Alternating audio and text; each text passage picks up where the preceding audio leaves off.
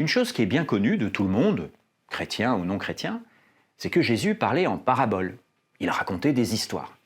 Mais pourquoi parler en paraboles?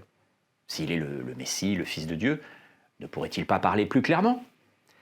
Qui parle en paraboles dans la Bible? Alors quand on regarde, on voit que c'est essentiellement des prophètes.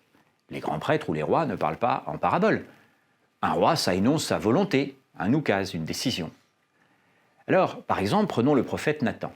Le prophète Nathan doit parler à David du péché qu'il a commis, en faisant tuer Uri pour prendre sa femme Bethsabée. Et il raconte une parabole au roi, pour que le roi comprenne. Parce que Nathan prend un risque, il prend un risque. David, après tout, est le roi, peut le faire exécuter. Alors la parabole, c'est une parole du faible au fort. C'est une parole de quelqu'un qui demande à ses auditeurs de décider par eux-mêmes. C'est une parole discrète, relativement humble. Par exemple, Jésus, au lieu de dire « il faut aimer son prochain », il raconte la parabole du bon samaritain. Au lieu de dire « il faut faire bon accueil aux pécheurs qui se repentent », il raconte la parabole du fils prodigue. Et il aime à dire « toi, comment lis-tu?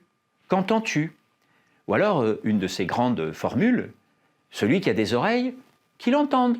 Tu as des oreilles, qu'entends-tu » Sous-entendu, celui qui raconte une parabole, il demande à son auditeur de faire la conclusion lui-même, de conclure lui-même, de discerner, de réfléchir sur ce qu'il a entendu. Il ne dit pas « j'ordonne, je décide, je vous dis que ». Ça lui arrive, mais en général, il parle dans un langage qui demande à l'auditeur un effort. Alors je me demande si, au fond, dans l'Église, on ne gagnerait pas à l'imiter. Parce qu'au fond, aujourd'hui, dans l'Église, que ce soit du Vatican à la paroisse du coin de la rue, souvent, l'Église a un langage d'autorité. Faites ceci, ne faites pas cela.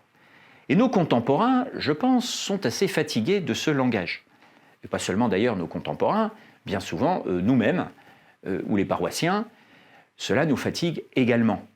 D'autant plus que, comme institution, nous sommes intantinés, décrédibilisés pour dire le moins.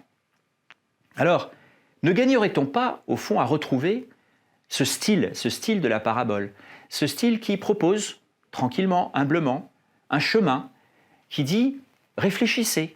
Au fond, quel est le secret de la joie, d'une vie réussie, du royaume, de ce qui nous satisfait profondément intérieurement, et que nous nous mettions de nouveau à raconter des histoires, à raconter des paraboles.